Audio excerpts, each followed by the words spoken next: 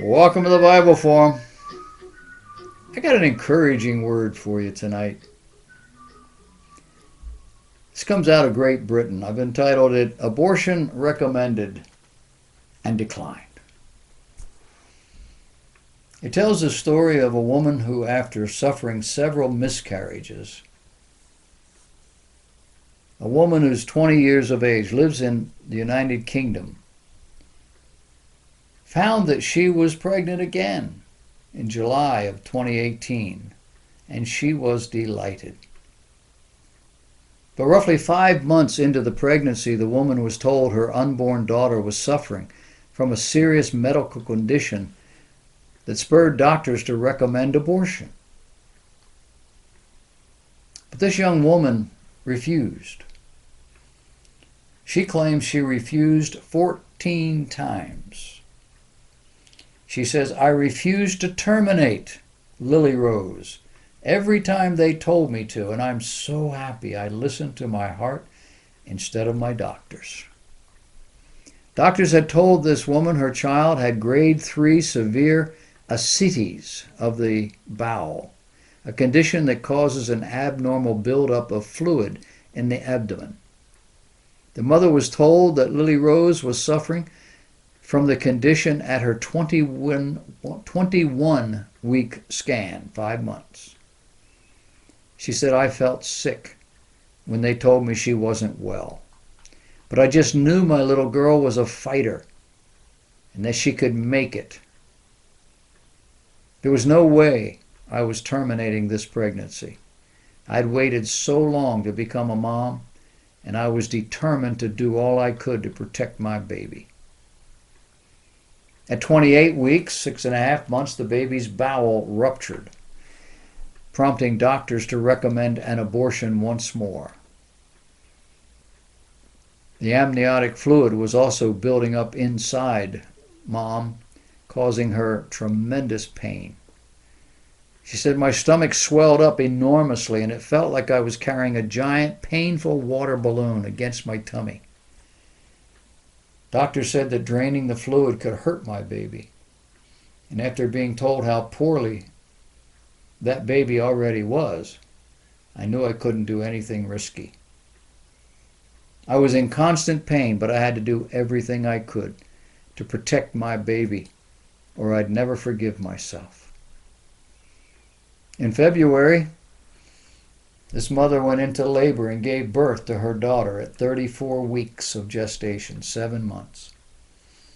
The little girl, who weighed just over 4 pounds when she was born, required emergency surgery to repair her ruptured bowel. Lily Rose was required to stay in an incubator at Leeds Teaching Hospital for the first 8 weeks of her life. Finally, following a second surgery, she was given permission to go home. Mama says, "I knew it was the best place for her, but I just wanted to hold my baby girl." A doctor at the hospital said Lily Rose suffered from a rare birth defect called jejunal atresia with ascites, which affects between 1 and 3 babies out of every 10,000 born, and requires complex specialist surgery to correct. The young girl will require checkups every few months to ensure her bowel is healing and functioning properly. Her mother said she's doing well and getting stronger every day. There was a picture that accompanied the article, and this child looked like any ordinary 5-month-old baby, interested in the camera and everything else going on, body well shaped, everything looked perfectly normal. It's a story that had a happy ending. However, with government paying for our health care, like it does in Great Britain, one has to wonder how much influence a mother's love and commitment will have against the balance sheet going forward. The Brits who can afford it often pay for their own procedures or travel to other countries for treatments, rather than wait the 13 to 30 weeks for treatment. It's not an exaggeration. I have spoken to people who lived in Great Britain. They were Americans living in Great Britain, married a British girl, had a business over there. That was their home. And they had to get on a plane and come back here to America to get the treatment. In other cases, if you had something that could be treated in Great Britain, you paid out of your own pocket because you had to wait so long to get it done. Man's in business. He can't be tied up all that amount of time.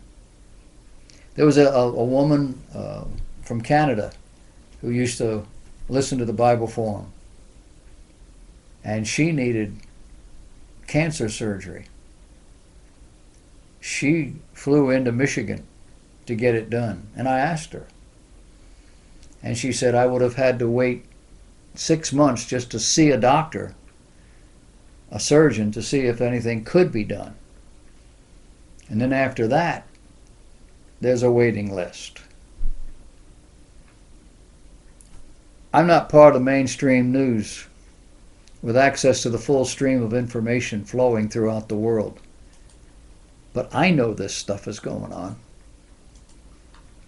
How is it we're enamored, or the media and others, millions of Americans enamored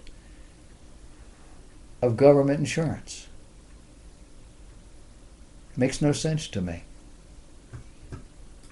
Not everybody in America who's in favor of government insurance is an idiot.